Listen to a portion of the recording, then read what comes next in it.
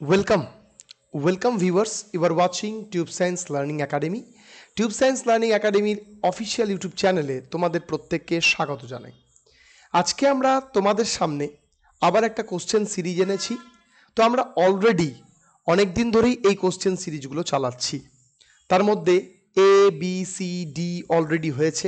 আজকে আমরা ই সেটের কোশ্চেন সিরিজ নিয়ে এসেছি এবং তোমরা পূর্ববর্তী যদি ভিডিওগুলো না দেখে থাকো তোমরা আমাদের প্লেলিস্ট অপশানে গিয়ে অবশ্যই কিন্তু দেখতে পারো। ঠিক আছে, তোমরা আমাদের প্লেলিস্ট অপশানে যাবে, প্লেলিস্ট অপশানে গেলে পরেই অবশ্যই তোমরা আমাদের সমস্ত প্রিভিয়াস ভিডিওগুলো কিন্তু পেয়ে যাবে। ওকে, তো চলো বেশি কথা না বলে আজকে আমরা শুরু করি আজকে আমাদের সেশন। তো প্রথমেই বলবো, যদি তোমরা আমাদের চ্যানেলটিতে নতুন হও অবশ্যই আমাদের চ্যানেলটিকে সাবস্ক্রাইব করতে পারো। তার কারণ প্রত্যেকটা এক্সামের জন্য ব্যাক টু ব্যাক আপডেট এবং সেই রিলেটেড গুরুত্বপূর্ণ ক্লাসগুলো আমরা তোমাকে করাবো। ঠিক আছে, এবার তোমরা চলো আজকে আমরা কোশ্চেনগুলো আগে প্রথমে অ্যানালাইসিস শুরু করি। প্রথমে বলেছে ভারতীয় সংবিধানে বর্তমানে মৌলিক কর্তব্যের সংখ্যা কটি। দেখো, এটাতে একবারে সিলেক্টিভ প্রশ্ন, এর অপশানকে অ্যানালাইসিস করাও যাবে না। কেন তুলেছি? কারণ প্রশ্নটা WBPSC প্রিভিয়াস ইয়ারের প্রশ্ন। এর অ্যান্সার কিন্তু হবে 11টা। এই 11টা তোমার fundamental duty is the most important. ঠিক আছে, এবং 11th ফান্ডামেন্টাল ডিউটি এর মধ্যে সবথেকে বেশি পরিমাণে এসেছে এবং সেটা কি ডিক্লেয়ার করছে? বলছে যে কোনো তোমার হচ্ছে পিতামাতা তার শিশুকে 6 থেকে 14 বছর অবধি অবশ্যই স্কুল পাঠাবেন,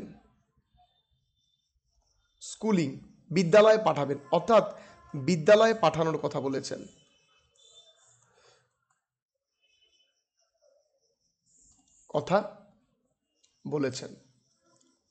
বলা হয়েছে মানে এটা কর্তব্য।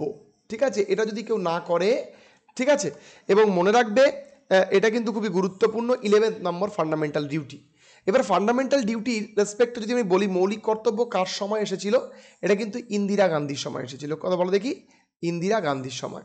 তার কারণ এটা কিন্তু যখন তোমার ধরো বলা যেতে পারে আমাদের ইন্ডিয়ার তোমার কনস্টিটিউশন ফর্ম হয়েছিল তখন কিন্তু এটা ছিল না। ঠিক আছে, পরবর্তীতে এটা আসে এবং ফলে এটা কিন্তু তোমাকে একটু ভালো করেই জানতে হবে যে এটা কিন্তু ইন্দিরা গান্ধীর সময় এসেছিল।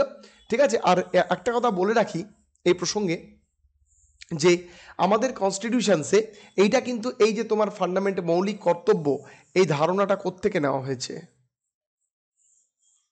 এটা মনে রাখবে অবিভক্ত রাশিয়া, সেটা হচ্ছে United state of Soviet Russia থেকে নেওয়া হয়েছে, USSR। ওকে, ঠিক আছে, চলো দেখি তার পরবর্তী প্রশ্নে আমরা চলে যাব। ভালো প্রশ্ন। কি বলছে? কোন রাজ্যে পঞ্চায়েতি ব্যবস্থা সর্বপ্রথম প্রবর্তিত হয়েছিল? আচ্ছা, পঞ্চায়েতি রাজ ব্যবস্থা আমি প্রথমে যদি বলি এটা কত নম্বর পার্টে রয়েছে? এটা পার্ট রয়েছে 9 নম্বর পার্টে। ঠিক আছে, আচ্ছা এবার যদি আমরা মিউনিসিপ্যালিটি বলি, মিউনিসিপ্যালিটিতে রয়েছে হচ্ছে তোমার 9-এর A নম্বরে। ঠিক আছে, আচ্ছা এবার দেখো কোথায় এটা প্রথম হয়েছিল। এ দুটো কেন বললাম? কারণ আমরা প্রশ্নের মধ্যে দিয়ে যখন কোনো প্রশ্ন পাচ্ছি সেই প্রশ্নের পরিপ্রেক্ষিতে আরও বেশি করে তথ্য তোমাদেরকে দেওয়ার চেষ্টা করছি যাতে তোমরা জানো এবং তোমরা এটা মাথায় রাখো। ঠিক আছে, তো আমি তোমাদের কি বললাম, পঞ্চায়েতি রাজ ব্যবস্থা 9 নম্বর পার্টে রয়েছে, মিউনিসিপ্যালিটি 9-এর A নম্বরে পার্টে রয়েছে। এবার ব্যাপারটা জানো তো যে এই পঞ্চায়েতি রাজ ব্যবস্থা আমাদের কত মানে আমাদের কিন্তু 3 ধাপে মানে 3 টায়ার।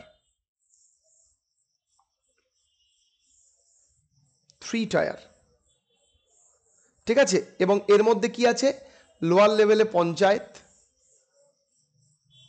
ঠিক আছে, তারপরে কি বলো দেখি, তারপর হচ্ছে তোমার হচ্ছে পঞ্চায়েত সমিতি,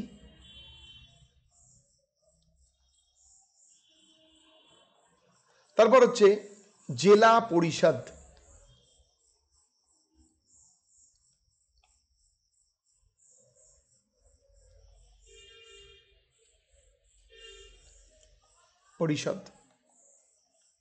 ভালো করে মাথায় রাখবে। এই যে 3 টায়ার এটা কে করেছিলেন? বলবন্ত রায় মেহতা কমিটি। ভালো করে মাথায় রাখবে। ঠিক আছে, এটা কিন্তু একটু ভালো করে জানা উচিত। ঠিক আছে, চলো। আচ্ছা, এবং এর থেকে অনেক প্রশ্ন আসে কিন্তু কত নম্বর তোমার এটা আসলো, এটা কিন্তু তোমাকে ভালো করে জানতে হতে পারে। তাহলে এটা কোন স্টেটে সর্বপ্রথম হয়েছিল? রাজস্থানে হয়েছিল। C নম্বর, ভেরি ভেরি ইম্পর্টেন্ট প্রশ্ন, ভালো করে মাথায় রাখবে এবং এটা কিন্তু WBPSC প্রিভিয়াস ইয়ারের প্রশ্ন। চলো, বলছে রাষ্ট্রপতি অর্ডিন্যান্স জারি করে কার পরামর্শ অনুসারে? আচ্ছা, ভারতের সুপ্রিম কোর্ট, কেন্দ্রীয় মন্ত্রিপরিষদ, উপরাষ্ট্রপতি বা রাজ্যের গভর্নর। মনে রাখবে অর্ডিন্যান্স জারি করে বি নম্বর হবে কেন্দ্রীয় মন্ত্রিপরিষদ। সমস্ত মন্ত্রী এক জায়গায় যখন এসে কোনো করে তখনই কিন্তু অর্ডিন্যান্স জারি করে। ভালো করে মাথায় রাখবে, ঠিক আছে? ব্যাস, খুব ইম্পর্টেন্ট প্রশ্ন। এই প্রশ্নটার রেসপেক্টে তোমার মানে অ্যানালাইসিস করার মতন কিছুই নয়, কিছুই নেই। দেখি চলে যাই পরবর্তী প্রশ্নে। আচ্ছা, নিচের কোন ব্যক্তিকে ইমপিচ করা যায় না? ইমপিচ কথার অর্থ কি? মানে তুমি তাকে বের করে দেওয়া, মানে ইমপিচ করে দেওয়া, তুমি তাকে পদত্যাগ করিয়ে দিলা বাধ্য হয়ে।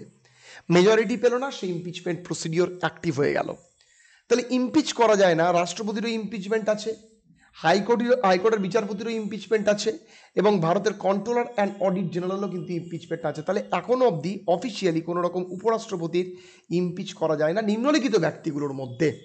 এবার তুমি বলতে পারো স্যার এমএলএ এমপিকে করা যায় না? না, এমএলএ এমপিকেও করা যায় না, কারণ এগুলো কিন্তু সাধারণ মানুষের ইলেক্টেড, ফলে এদের কিন্তু হবে না। ফলে এই জায়গায় এখানে আমি অলরেডি বলেছি নিচের কোন ব্যক্তি তাই কিন্তু এটা হবে, বাট নিচের কোন ব্যক্তি ছাড়া যদি বলে তাহলে কিন্তু এটা হবে না। এমএলএ এমপিও কিন্তু হতে পারে, ঠিক আছে? আচ্ছা, ক্যাগ কন্ট্রোলার অডিটর জেনারেল কত নম্বর আর্টিকেলে রয়েছে? এটা একটা জানার মতন প্রশ্ন। হাইকোর্টের বিচারপতি কে নিয়োগ করেন? এটা একটা ভালো মতো প্রশ্ন। হাইকোর্টের বিচারপতি নিয়োগ করেন হচ্ছে রাষ্ট্রপতি, সুপ্রিম কোর্টের বিচারপতি নিয়োগ করেন রাষ্ট্রপতি। এখানে উপরাষ্ট্রপতি কেউ নয়। উপরাষ্ট্রপতি কে? উপরাষ্ট্রপতি হচ্ছে রাজ্যসভার চেয়ারম্যান। ভালো করে মাথায় রাখবে, রাজ্যসভার চেয়ারম্যান হচ্ছে উপরাষ্ট্রপতি। ভারতের কন্ট্রোলার অ্যান্ড অডিটর জেনারেল সম্পর্কে আমাদেরকে ক্যাগ কি বলা হয়? Watchdog of public money. ক্যাগের ফুল ফর্ম হচ্ছে কন্ট্রোলার অডিটর জেনারেল ওয়াচডগ,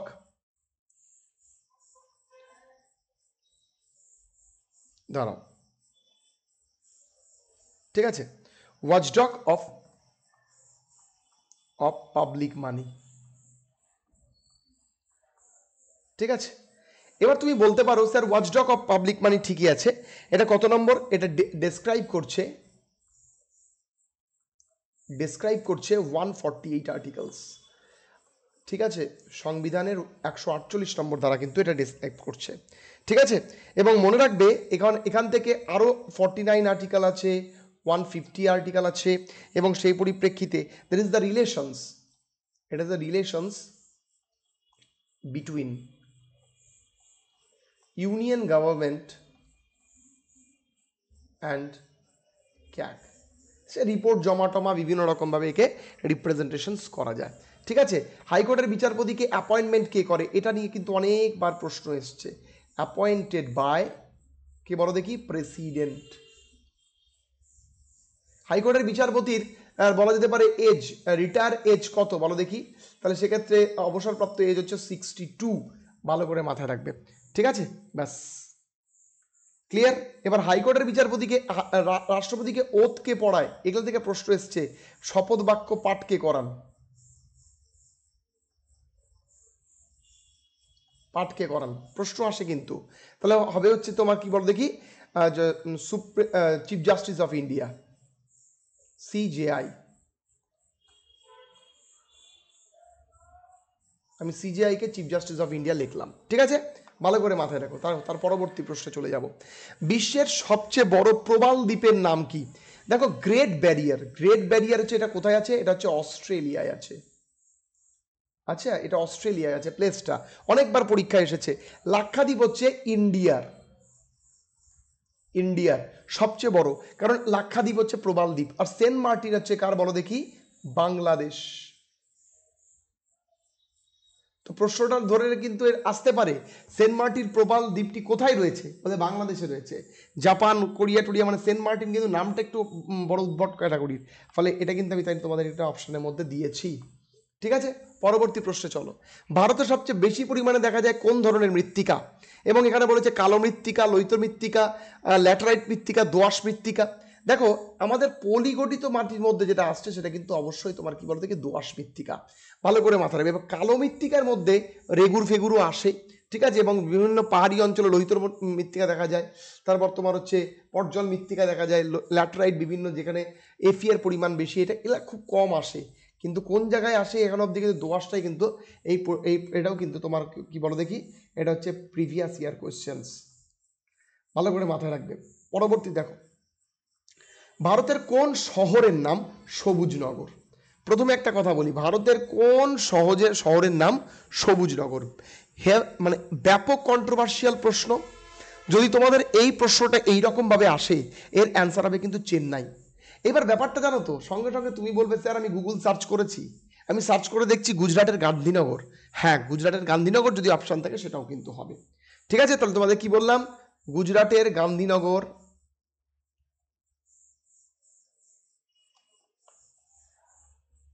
যদি অপশান থাকে তাহলে সেটাও কিন্তু রাইট।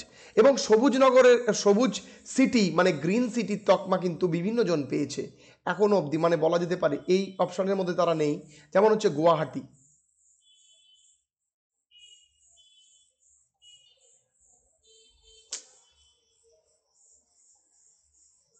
ঠিক আছে, দেখো ডিব্রুগড় এরা কিন্তু পেয়েছে, ফলে ভালো করে মাথা রাখবে।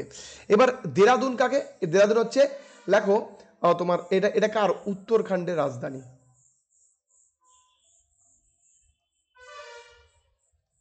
ঠিক আছে, এখানে ফরেস্ট রিসার্চ ইনস্টিটিউট রয়েছে, এটা হচ্ছে তোমার জম্মু অ্যান্ড কাশ্মীরের রাজধানী। আর কলকাতাকে বলা হয় city of joy, city of joy. তারপর বলা হয় তোমার হচ্ছে ক্যাপিটাল অফ ওয়েস্ট বেঙ্গল। ঠিক আছে, ক্যাপিটাল অফ ওয়েস্ট বেঙ্গল, ভালো করে মাথায় রাখবে। চলো, বলছে নাট্যাভিনয় নিয়ন্ত্রণ আইন কখন কার্যকরী হয়, কোন ভাইসরয়ের আমলে কার্যকরী হয়? দারুণ প্রশ্ন, এটা কিন্তু মনে রাখবে, এর ইয়ারটাও জানা উচিত। এটা হচ্ছে 1876। কার সময়? এটা হচ্ছে লর্ড নর্থ ব্রেক। কে বলো দেখি? Lord Northbrook. এটা একবারে জানা প্রশ্ন। আচ্ছা, লর্ড লিটন সম্পর্কে বলছি, একটা প্রশ্ন আছে। লর্ড লিটনলিথগোর সময় হচ্ছে মহাবিদ্রোহ, তাহলে রিভোল্ট অফ ইন্ডিয়া, তাহলে লেখো revolt of India, that is 1857 started.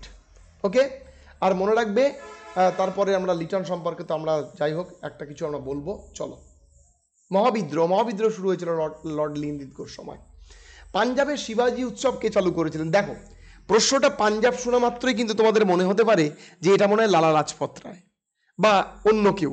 দেখো, এটার কিন্তু অ্যান্সার হবে বাল গঙ্গাধর তিলক। খুব মানে এটা কিন্তু প্রিভিয়াস ইয়ারের প্রশ্ন এবং এটা কিন্তু খুব ভালো প্রশ্ন। পাঞ্জাবের শিবাজি উৎসব কে চালু করেছিলেন? বাল গঙ্গাধর তিলক চালু করেছিলেন, এটা যেন ভুল না হয়। পাঞ্জাব কেসরি বলা হয় লালা লাজপত রায়কে। মহাত্মা গান্ধীকে তোমরা সবাই জানো জাতির পিতা বলা হয়, দলবীর সিং একটা আনটক্কা ই। নাসিক প্রশস্তিতে কোন বিখ্যাত রাজার কীর্তি বর্ণিত রয়েছে? দারুণ প্রশ্ন এই প্রশ্নটা, এগুলা প্রশ্নই আসে, তুমি দেখবে ভালো করে, এগুলা প্রশ্নই আসে। অ্যান্সার হবে গৌতমী পুত্র সাতকর্ণী। এবার তোমার এখানে গৌতমী পুত্র সাতকর্ণীকে বলা হয় কি বলো দেখি? দক্ষিণাধিপতি, কারণ সে দক্ষিণ জয় করেছিলেন। দক্ষিণাধিপতি।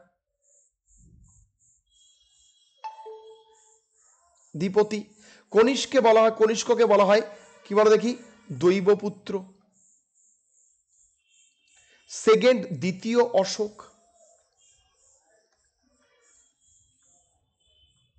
ঠিক আছে, এবং গ্রেটেস্ট কিং অফ, শ্রেষ্ঠ রাজা কার? কুষাণ বংশের। ওকে, এবার অশোক কে ছিল? অশোককে বলা হতো তোমার হচ্ছে তোমার গ্রেটেস্ট কিং অফ, মানে শ্রেষ্ঠ রাজা। আমি বাংলায় তো লিখি না, তাই জন্য বারবার ইংলিশটা চলে আসছে। শ্রেষ্ঠ রাজা কোথাকার বলো দেখি? মৌর্য বংশের। মৌর্য বংশের। এবার জানো, এই অশোক অনেক কিছু করেছিলেন। তোমার হচ্ছে কলিঙ্গ যুদ্ধ এই করেছিলেন, জয় লাভ করেছিলেন, ভেরি ঘোষকে দম্ভ ঘোষে ট্রান্সফার করেছিলেন, প্রিয় দোষ্টি দেবতার প্রিয় টাইটেল অ্যাক্ট করেছিলেন। এগুলো বিভিন্ন জায়গায় তোমার হচ্ছে বিভিন্ন ইনস্ক্রিপশনস তৈরি করেছিলেন। তো অশোকের শিলালিপি জেমস প্রিন্সেপ কিন্তু পটোদ্ধার করেন। এই রেসপেক্টে প্রচুর থিওরি কিন্তু আমরা সমস্ত আমাদের অনলাইন ব্যাচে পড়াচ্ছি। এবার এগুলোর জন্য একটা সেপারেট 1-2 ঘন্টার ভিডিও রয়েছে। ঠিক আছে, তো সেই জন্যই তোমরা যারা চাও তারা আমাদের অনলাইন ব্যাচে যুক্ত হতে পারো। দেখো স্ক্রোল হচ্ছে, তোমরা সেখানে আমাদের অ্যাপ রয়েছে প্লে স্টোরে, টিউব সায়েন্স লার্নিং, সার্চ করে তোমরা এনরোল করতে পারো। এবার চন্দ্রগুপ্ত মৌর্য, দ্বিতীয় চন্দ্রগুপ্ত দুজনই হতে পারে। চন্দ্রগুপ্ত মৌর্য ছিল হচ্ছে founder of our Mauryan dynasty, but Chandragupta দ্বিতীয় চন্দ্রগুপ্ত বলা হয়, তো দ্বিতীয় চন্দ্রগুপ্ত কিন্তু তিনি মানে চন্দ্রগুপ্ত অনেক চন্দ্রগুপ্তের করা হয়, গুপ্ত বংশেরও কিন্তু চন্দ্রগুপ্ত রয়েছে, ফলে এটা কোন চন্দ্রগুপ্তের কথা বলা হয়েছে সেটা কিন্তু এখানে স্পেসিফাই করা নেই, ফলে আমরা অ্যানালাইসিস করছি না। রামপ্রসাদ বিসমিল, দারুণ প্রশ্ন। দেখো রামপ্রসাদ বিসমিলের সঙ্গে কোন মামলা অভিযুক্ত? প্রশ্নটা এনেছি।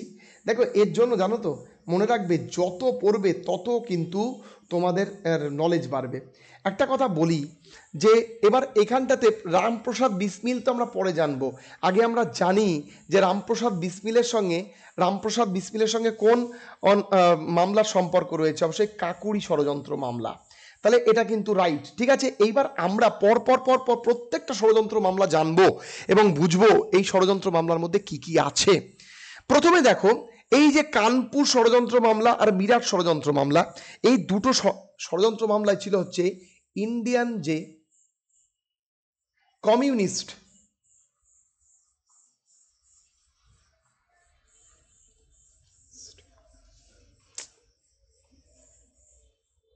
কমিউনিস্ট এদের বা ভারতীয়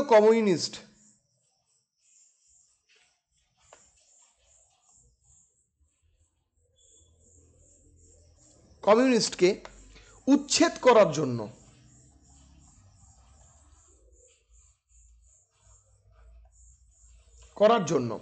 ব্রিটিশ দ্বারা পরিচালিত এক ষড়যন্ত্র। কি বললাম? দেখো কমিউনিস্ট আদর্শ এখন অবধি যত আদর্শ আছে তার মধ্যে সবচেয়ে বেস্ট আদর্শ এখন অবধি, কারণ কমিউনিস্ট আস্তে আস্তে যখন বাড়ে, ঠিক আছে, কমিউনিস্ট যখন আস্তে আস্তে বাড়ে, এটা কিন্তু SI, হ্যাঁ ST, ভালো করে মাথায় রাখবে। এই যে কমিউনিস্ট যখন বাড়ে তখন মাথায় রাখবে সেই রাজ্যে প্রচুর প্রশ্নচিহ্ন উঠে আসে, যে ধরো রাজা, তার পরিপ্রেক্ষিতে কমিউনিস্ট কিন্তু অনেক তথ্য উঠায় এবং অনেক বক্তব্য তোলে যে এইটা এরকম করে কেন হলো বা ওইটা ওরকমভাবে কেন হলো। ফলে কমিউনিস্টদের রোখার জন্য কিন্তু তোমার বলা যেতে পারে ব্রিটিশ সরকার এটা এক প্রকার ষড়যন্ত্র করেছিল, এবং এই ষড়যন্ত্রের দ্বারা কিন্তু মিরাট ষড়যন্ত্র মামলায় দেখা যায় যে ইংরেজ সহ 31 জনকে অ্যারেস্ট করে, ঠিক আছে। এবং মনে রাখবে এই যে ভারতের মধ্যে কমিউনিজমের যে উত্থান, যাতে উত্থানটা না হয় সেই উত্থানের পরিপ্রেক্ষিতে এই ষড়যন্ত্র করা, ঠিক আছে। তো ঠিক একই রকম ভাবে এবার এটার ইয়ারটা ভালো করে মাথায় রাখবে, এর ইয়ারটা হচ্ছে 29। এবার তারপরেটা কি? তারপরে হচ্ছে কানপুর ষড়যন্ত্র মামলা। কানপুর ষড়যন্ত্র মামলা কবে? কানপুর ষড়যন্ত্র মামলা কিন্তু ঠিক তার বলা যেতে পারে তোমার হচ্ছে বলা যেতে পারে তার আগে, তাহলে কত সেটা 1924। এখানেও ইন্ডিয়ান কমিউনিস্টকে তারা ঢুকতে চেয়েছিল। আর আলিপুর বোমা মামলা মানে তুমি সবাই জানো কিংসফোর্ডকে হত্যা করা হয়েছিল না, এবং হত্যা করার জন্য এই কিংসফোর্ডকে হত্যা করার জন্য তোমার ক্ষুদিরাম বসু যে ব্যাপারটা আছে এর মধ্যে কিন্তু আলিপুর বোমা মামলা এই মামলাটার কথা বলা হচ্ছে। আর কাকরি ষড়যন্ত্র মামলা হচ্ছে এক প্রকার ট্রেন ডাকাতি। কি বলো? এটা কিন্তু একটা ষড়যন্ত্র মামলা, এটা একবারে ট্রেন ডাকাতি কে করেছিলেন? রামপ্রসাদ বিসমিল করেছিলেন, এবং তার সাথে কে ছিলেন? আসাফুল্লাহ খান, ভালো করে মাথায় রাখবে। এবং এটা হচ্ছে ভারতের স্বাধীনতা আন্দোলনের সময়, এবং এটার টাইমটা হচ্ছে তোমার 9 অগস্ট 1923। কাকুরি ষড়যন্ত্র মামলা, এটা হচ্ছে তোমার লখনৌ, ঠিক আছে, লখনৌর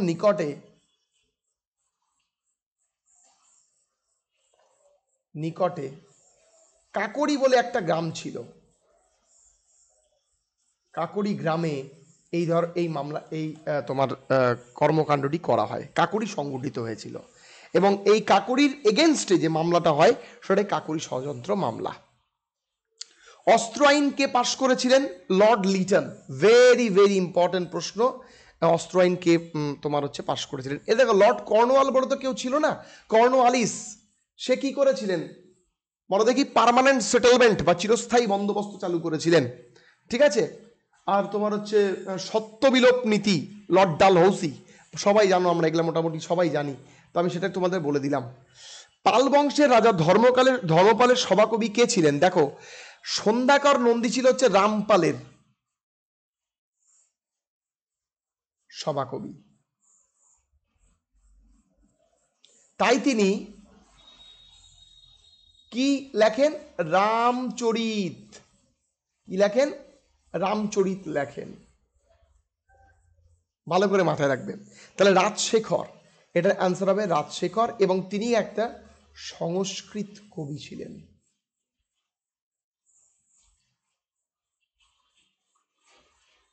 ভালো করে মাথায় রাখবে। হলাউদ, এটা ড না, এটা দ হবে। হলাউদ ছিল হচ্ছে তোমার লক্ষণ সেনের সভাকবি।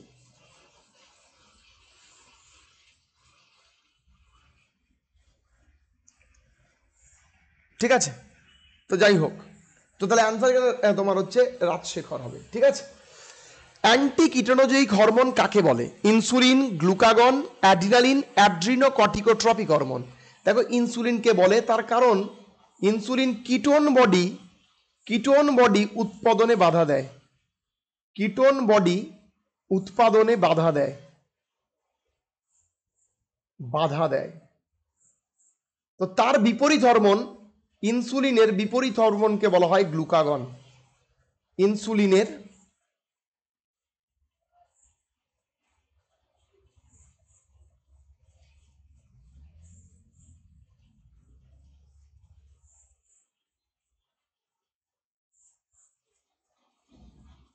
গ্লুকাগন বলা হয়।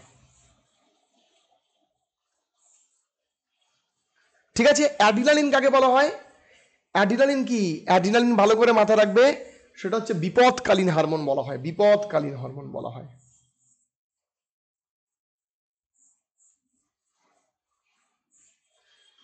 ভালো করে মাথায় রাখবে। আচ্ছা, অ্যাড্রিনোকর্টিকোট্রপিক হরমোন কাকে বলা হয়? অ্যাড্রিনোকর্টিকোট্রপিক হরমোন ACTH, এবং এর জন্য কোন ডিজিজ হয় জানো? এর জন্য কুশিং রোগ হয়। কুশিং রোগ। ব্যাস, ভালো করে মাথায় রাখবে। চলো, নিম্নলিখিত কোন হাইড্রোকার্বনটি ওয়েল্ডিং এর কাজে ব্যবহৃত হয়? আচ্ছা, হাইড্রোকার্বন আগে ভালো করে বুঝি। হাইড্রোকার্বন মানে যার মধ্যে কার্বন আছে আর হাইড্রোজেন আছে। তো আমরা ঠিকই, CH4 মানে মিথেন, C2H6 মানে হচ্ছে তোমার ইথেন, আর অ্যাসিটিলিন হচ্ছে C2H2, আর প্রোপেন হচ্ছে তার থেকে ওপরে। মনে রাখবে, এর মধ্যে অ্যাসিটিলিনের শিখা কিন্তু কি কাজে ব্যবহার করা হয়? ওয়েল্ডিং এর কাজে ব্যবহার করা হয়। এবং এই অ্যাসিটিলিন শিখা দিয়ে যখন ওয়েল্ডিং করা হয়, তখন কিন্তু চোখের ওপরে কোনো চশমা পড়তে হয়, নাহলে কিন্তু তার মধ্য থেকে কিন্তু একটা আইভি রে বা অতিবেগুনি রশ্মি কিন্তু নিঃসৃত হয়। ফলে এটা একটু ভালো করে জানার বিষয়, প্রশ্ন চলে আসতে পারে। কারণ আগাগোড়াই আমরা একটা জিনিস পরিলক্ষিত করেছি যে সবসময় একটু ডিফিকাল্ট প্রশ্ন কিন্তু সায়েন্স থেকে করার চেষ্টা করে। এক থেকে দুটো আসতে পারে, বাট একটু ডিফিকাল্টি আসে। সায়েন্স একবারে জল ভাতের মতো প্রশ্ন কিন্তু আসে না। এবং আশা করছি এই যে ক্লাসটি 15টি কোশ্চেন করালাম, এই 15টি কোশ্চেন করাতে গিয়ে কত কোশ্চেন আলোচনা করলাম, মিনিমাম 40 থেকে 45টা প্রশ্ন আলোচনা করলাম। সে প্রশ্নগুলো তোমাদেরকে ভালো করে রাখতে হবে, বুঝতে হবে। ঠিক আছে। তো আমাদের দেখো, তোমরা ফ্রি ক্লাসগুলো যদি দেখো, যারা যারা ফ্রি ক্লাস দেখতে চাও, তারা ডেফিনেটলি আমাদের প্লে লিস্টে যাও। প্লে লিস্টে দেখো, প্রথম প্লে লিস্টটি আছে, এবং সেই প্লে লিস্ট অবশ্যই আমাদের কোশ্চেন সিরিজগুলো আপলোড আছে। আর যারা যারা আমাদের অনলাইন ব্যাচে যুক্ত হতে চাও, এমন নয় যে যুক্ত হতে হবে, যারা যারা ইন্টারেস্টেড, আমাদের সম্পূর্ণ কোর্সটা রেডি করা আছে। তোমরা আমাদের অ্যাপ ডাউনলোড করতে পারো প্লে স্টোর থেকে, টিউব সায়েন্স লার্নিং দিয়ে, সেখান থেকে পারচেস করতে পারো। ঠিক আছে। তো চলো, আজকে এইটুকুই। দেখা হবে এরপর দিন আবার কোনো ইন্টারেস্টিং কোশ্চেন নিয়ে। সবাই খুব ভালো থেকো, সুস্থ থেকো।